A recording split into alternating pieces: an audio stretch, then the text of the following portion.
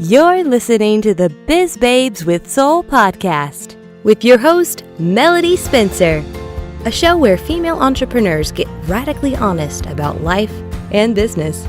Today's episode is sponsored by Swiftly Social Digital Marketing. Swiftly Social helps people create a heart-centered digital marketing and Facebook ads strategy that gets you results. For a free video tutorial on how to grow your Facebook following by 10,000 or more, visit swiftlysocial.com. Hey guys, welcome to the Biz Babes with Soul podcast. I'm your host, Melody Spencer, and I'm so excited to have fellow podcaster and influencer, Samantha Murillo. I don't know why I stumbled over your first name, because that's the easiest part. It's totally cool. Apparently You know what it is? My last name is so complicated that my first name, it's too simple. So I'm excited to have Samantha here today. And she's going to talk to us all about what she does and how she got started in the world of influencing and podcasting. So welcome, Samantha. Hi, thank you for having me. I'm so excited to talk with you today. Yeah, so tell everybody a little bit about what you do. Sure.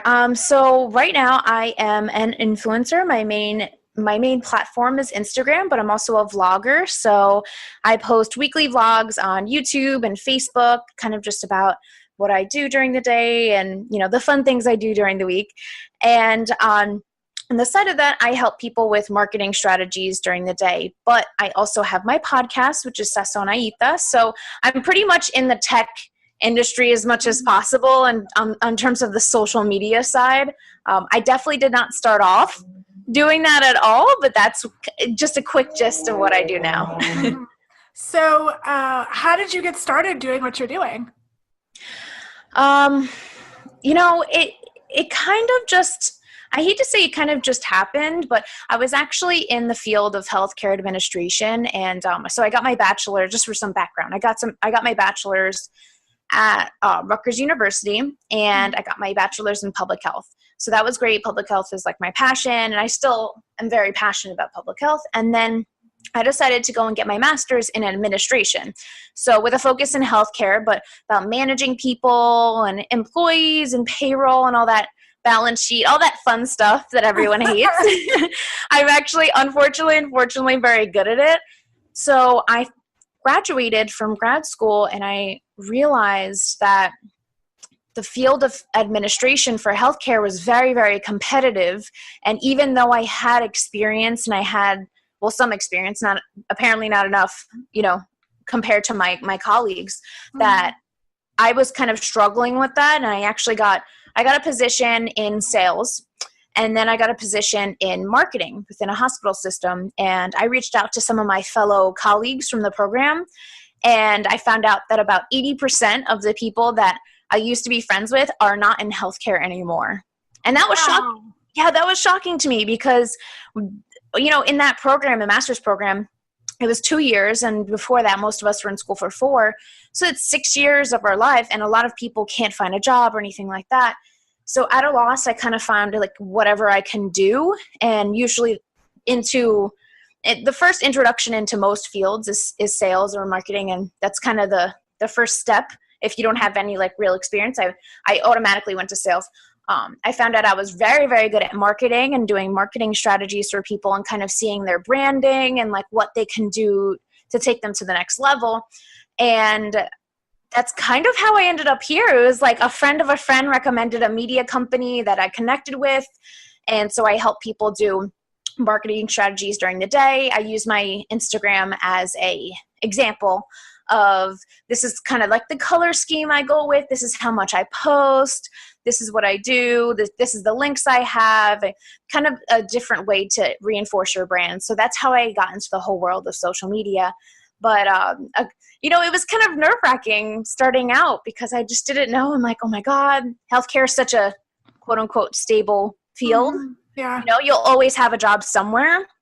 And I was like, you know what? I enjoy working with people. I enjoy doing marketing. I enjoy doing strategy. But I really like social media. So I decided to kind of make the jump and see if it worked out. And it did. Thank God. So yeah. So what did your friends and family think? Were they like, what? You got this master's in healthcare and you're doing social media? Were they just shocked? Yeah, they were shocked because a lot of my friends actually got their masters. So they're kind of in the same boat as me in terms of, we spent all this money on our masters and it's kind of like we're getting paid as, a lot less than we thought we were going to get paid. And I have friends in a bunch of different fields, and it seems like across the whole spectrum, everyone's getting paid less than was predicted on the internet or predicted by our professors or whatever. So a lot of us are in the same boat, but I think it kind of came random. Like people are like, why are you doing social media? And then they see like all the stuff that I'm doing on my influencer side. So they see my pictures, they see my photo shoots, they see my vlogs, which people love my, and for those listening, I don't know if you know what vlogs are. They're video blogs. And instead of doing blog entries like on my website, I'll just do video versions of that. So people, once they saw my vlogs and they started interacting with them, they were like, oh, we love what you're doing. So I think once I made it personal and they saw like that I was posting and they saw it, they didn't really judge it as much. I haven't gotten any negative feedback now that I'm thinking. Wow. Yeah. That's really surprising considering the internet is just full of trolls. Yeah. Yeah, for sure. I just got like my first, for the people not listening, I have just recently started really pushing my Instagram, and I got my first few creepy comments, and then I got my first hater comment, and I was like, cool, I've made it. Awesome. I've gotten some, maybe now that I'm thinking about it, I kind of just let it roll off my back, but I have gotten those. I've gotten some racist comments on my Instagram. Gosh. Yeah, I've gotten some comments like that. I get a lot of creepy comments. I actually screenshot them. I'm going to put together like a boyfriend reads my DMs video. Oh my gosh, that's so funny. And I'm going to do that because it's just laughable. I haven't gotten any like pictures. Oh, I have. You did? I got my first Instagram DM dick pic the other day. No, you didn't. No. And I screenshotted it and sent it to my friends, and I was like, who thinks this is a great opening line? Like, how does this work? How has this ever worked? Like, no girl has said, hey, I'd like a picture of your penis, please. No one wants that. The thing is, it's like, I don't know if they just like, they think it's funny, but I don't know what world they think, what's going to win the love of my life? A picture of my junk. That's going to be perfect. We're going to tell our kids about this one day. No, that's not happening. Yeah, right? I know. It was so funny. I've gotten ab pictures though. Oh yeah, I've gotten which aren't like too offensive. Like on a scale of like 0 to like super offensive, from 0 to junk pics, I think ab pictures are kind of in the middle because I'm like, okay, you work out, great for you. I don't want to see it. I could just go on your fitness Instagram and see it like everyone else. But thank you for I never respond though. It's just kind of. Yeah, I don't either. I block all those people. But do you get the ones where it's like creepy old men? Oh, when I get old man comments. So I don't know if I don't know what that means, like versus like messages versus DMs, but the old men are like the ones that are messaging me, commenting and saying, you look so beautiful today. You look so beautiful today. And I'm like, you're literally 75 years old. And all their selfies are like blurry on their page. I'm like, why? Oh my gosh. Don't you have a granddaughter that like, is my age? I'm pretty sure. Like, I'm yeah, creepy. Exactly. Yeah. So sorry, everybody. We went on a tangent about creepy comments, but that would be hilarious to have somebody read through those. Because the best one I got the other day was, so on my Instagram profile, you guys can all go see it. There's like a highlights story reel from my birthday this year. What's your Instagram? I'm going right now.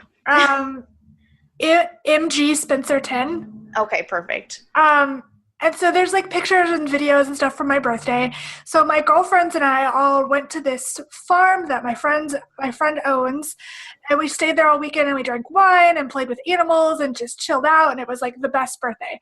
Super fun, super chill.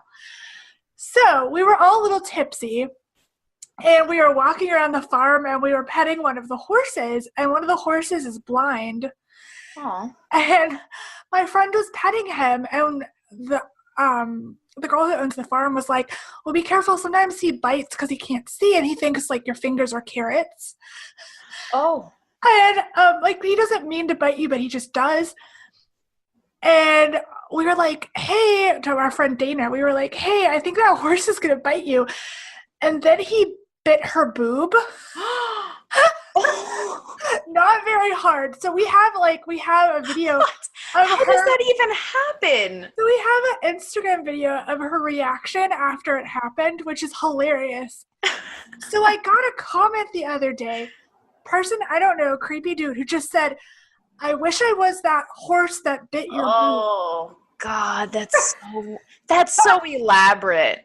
I was like, ew, now I'm gonna take down the video, but it's such a funny video. Like oh God, that's what he couldn't just say LOL.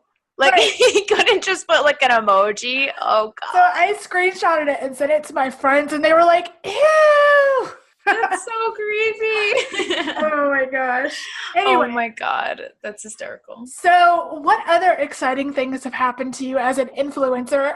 Well, I've met a lot of people through Instagram, but it's kind of like connecting, because the social media is obviously online, but the biggest thing that's made a difference for me is actually meeting up in terms of like groups with a lot of the people that I interact with. So just for example, when I first joined Instagram, one of the first people I actually messaged and went to a networking event with is excuse me, his name is Angel, and it's part of Angel Media. And I went to one of his networking events, and it was all influencers, or some people who, it was not like big influencers, but people who had some sort of social media business. So they were like a photographer, a barber, or anything like that. And that really opened up my eyes to saying like, wow, these are real people behind screens, and I should really meet up, obviously safely, like with people, but like put together groups like, oh, we should all have lunch and we should all have coffee or anything like that. So once I started meeting people in person, and at any networking event I would go to, I would say, oh, give me your social media. So instead of a business card, or in addition to a business card, I'd say, oh, what's your Instagram? Let me follow you right now. And I would DM them after I met them, and I would say like, oh, hey, it was so nice to meet you. And through doing that, I've actually made amazing connections with people. In addition, I've actually created very genuine engagement, because I actually kind of know these people now in like a weird social media way, or feel like I know them. Yeah. So I actually went to a kind of a networking event, I guess.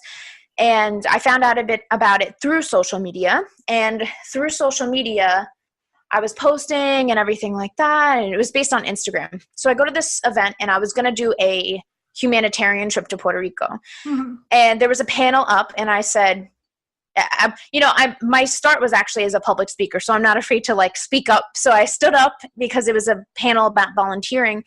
And I said, well, I'm going to Puerto Rico as a humanitarian trip. This was originally in November of 2017. I said, I'm just going by myself because I have no one else to, I haven't found anyone else to help me necessarily with it. This is what I'm going to do. And do you have any advice for me? And I did that for genuine advice. But I, for the whole time, couldn't even attend the event for the rest of the day, because I had so many people lining up to talk to me and like so interested in what I was doing. Wow. And how they could support me, and who knows who, and they knew a photographer who could help me and who wanted to join me on the trip. And one of those people actually is my now business partner. Her name is Martha Luna, and she's an influencer also on Instagram. And we actually met through that event because of technically of social media. And now we're really, really good friends all through social media. Like if I never started my Instagram, I would have never I probably would have still gone on the humanitarian trip, obviously, but I would have never had this amazing business partner that I met through Instagram. And there's been a lot of separate people that have supported me as an entrepreneur, whether it's influencing or whether it's marketing or whether it's my vlogs that I've never met also. That's wonderful. And I'm like, wow, this is so awesome to have engagement from people that, don't know me from, a guy down the block, but they see that I have good content and saying like, whether, even if it's like, oh my God, this is so funny, or like, oh my God, I love this shirt. It's still something that it makes it a little more personal instead of me posting like, inspirational quotes and like having no one respond to it. Mm-hmm. Yeah.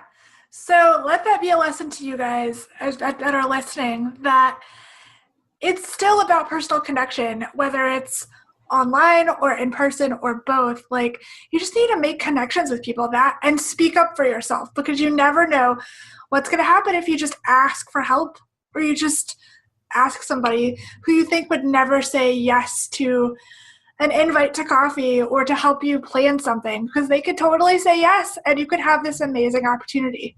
Yeah, even to just like pick their brain, not necessarily like, there's some people who are coaches that get paid to do that. So I wouldn't say necessarily like reaching out to coaches, because that's like their business to, like hang out. But just like in terms of any other industry, like even if someone messaged me and saying like, hey, let's meet up for coffee. Like, I love what you're doing. Let's do a collab. Like that, like if you message someone and say like, hey, let's do some kind of collab together, that's like a really easy, non-stress way, because the worst they could say is no, or like that they're super busy, which is totally fine. But like just saying like, hey, let's do a collab. Like, what are you up to? You might not know that they have a podcast, or you might not know that they actually work in the same field during the day that you work in. So it's kind of that like, hey, let's do a collab. Like, I love what you're doing. That you can message that literally to anyone, and they will. I've never gotten turned down by that, because people are like, wow, you're interested in, my business. You're interested in whether it's fitness or podcasting. Yeah. Or whatever it might be. Yeah, and it's really a great way to connect with other people. The only problem I have found is that when you do too many collabs, then you're not necessarily making money. You're just like everywhere all the time. And yes. It doesn't always equal money. Yeah, that's a hard divide, I think, which when, there's a lot of people who say, oh, this is the secret to making money. Excuse me. This is the secret to making money as an influencer. This is what it is. And I went to an event and someone told me, it doesn't matter how many followers you have. And it depends on your content and all this stuff. And you kind of look at it and say, like, does it depend on my followers? Because I see a lot of people with a lot of followers getting things and their content isn't that great. So it's kind of like, you see people with a lot of followers making money off of Instagram, doing like promotions and things like that. And you're trying to build your Instagram up. It's kind of like a vicious circle. Like, you're trying to build your Instagram or your Facebook, which takes time, and time you're wasting, that you could be making money. Mm-hmm. But I think it's more about the more engaging content that you have, the better it is. But it's kind of, for me, it's kind of long game in terms of making money on social media. Like, I really want to create, because I guess mine is different because my business isn't online. I'm kind of like the influencer side of it. But in terms of like working with brands, like I love working with brands, but it's usually about like building up my following first, like having great engagement and tying in what I do during the day to that. But I think I mean, you have an online business, right? It's right. You use social media. So I guess you're online all day, right? Yeah, I am. Yeah. But mostly what I do is create the strategy for my clients and then tell them how to execute it. And then I either teach them how to execute that and do their own advertising, or I do it for them. It kind of depends on what they want. Got it. You go off their needs. Yeah, I bet. Yeah. So how do you make money as an influencer then? So for influencers, it depends on, there's a couple of different ways that you can make money. You can make money doing promotions, which is like a company pays you X amount for you to promote this certain product, or, say you get paid $800 per post that you do with a certain clothing brand, or you get paid $500 for wearing a certain pair of shoes, like in the fashion industry. Otherwise, it's from right now, from what I understand, it's basically product promotion based. So when you see people who are saying this was gifted by, or this, I'm in a promotion partnership with X company, I don't know why Payless is the first thing in my head. I love Payless, but say like in coordination with Payless, they're either getting paid in money to do that, or they're getting gifted the products. So from what I understand, the first step is working with brands for free until you get a good traction and saying like, like this is who I've worked with, kind of like building up your influencer resume. This is the type of promos that I've done. I've done these amazing social media campaigns, and I've done this creative video to highlight these shoes, and I've done this montage, all this stuff. And then once you get up to a certain point where you felt like you've built your influencer resume, you can bring it to, you know what, I only do it if I get paid X amount per post. And I feel like that goes along with your followers and your engagement. Usually, I don't know if you've ever heard of this. It's micro influencers versus like macro influencers. But for example, I have about 7,000 followers, which to some people might seem like a lot. But at one point I was like, wow, that person has 7,000 followers. But now I'm like, oh, I need more. But so a lot of people, I'm a micro influencer. So even though my engagement is above average, I'm still a micro influencer. So I've gotten messages back because I do reach out to brands and say like, hey, and I do have some brand collaborations coming up. So you'll see that on my Instagram. So it's exciting. But I did say to some brands like, hey, I would love to do some promos with you. Some like free promos. Like if you just wanted to send me things, I can definitely do some promotion. We can work something out.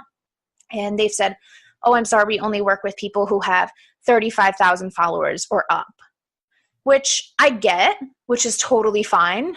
Coming from a marketing perspective, that makes sense. But in terms of a micro influencer, it's kind of frustrating because it's like, oh, I have good content. I have these vlogs that I'm putting my, effort into, but I'm not there yet. So I think it's kind of like you have to walk before you run and just being consistent with it. I feel the same way so I'm at like close to 4,000 followers, and I really want to get to 10,000 so I can do the swipe up. Yes, me too. Oh my God. Because I'm so like, I have all this great content and all these things like courses and stuff I want people to buy, and that kind of stuff, or blogs I want people to read. And it's so annoying to be like, link in bio, or like DM. I just put link in bio the other day for my vlog, and I said link in bio. I said in parentheses, don't worry guys, I'll be at 10K soon, so you don't have to see link in bio anymore. Oh, it's so annoying. I just wish Instagram would just do away with that. I wish everybody could just swipe up, or you could actually put links in your posts. Like, yeah, that would be great. That would be great. But it does, honestly, it does give me more motivation to like get to that point. Is that superficial or no? No, I feel the same way. Like I feel like I'm not that far from it. Yeah. But. And also the thing is that if, I reach out to brands, and I will be working with brands. So I have gotten like really good feedback, and it's frustrating because as micro influencers, we have great content. We're posting consistently. We have all this cool stuff going on, and then we're limited by the 10,000. But at the same time, I've messaged random brands that, well, not completely random, but random in terms of like, they're not in TJ Maxx. They're not in the mall. Like they're kind of smaller online stores. And they maybe have like 1,000 to 2,000 followers. And I've messaged them and I'm like, hey, I would love to work with you. And they've actually gotten back to me. And so I'm thinking, oh, okay, maybe I just didn't give it enough effort. Like I kind of got, I just got discouraged or something like that. So that's what I try to tell other micro influencers like myself. Like, just because you haven't worked with these big brands yet or anything like that, like go on your level. Go to like, instead of a micro brand. So like an online store, an Etsy store, some type of promotion, build your way up, kind of like you're building up your resume, and have that patience. But it's hard. It's like, especially when you're not making money in the beginning, it's kind of like, I think it was one of my grandparents. They're like, oh, this is so great. So you make money off this, right? And I just told them, yes, just to make them feel like a lot better, because then I would never hear the end of it. But I was like, I do a couple things, I don't even know what I said, but I said that, I make money off of it, just so they don't think that it's like a waste of time, even though I know it's not a waste of time because I'm working towards something. The old school mentality is like, what? You can't be spending all this time on your phone. You have to do this. You have to do that. That's so true. My parents are still like, what do you do? I'm like, oh, okay, let me explain it. Like, you do the Instagram? You do the YouTube? Are you on the Facebook? The Facebook? My grandma says the YouTube-y.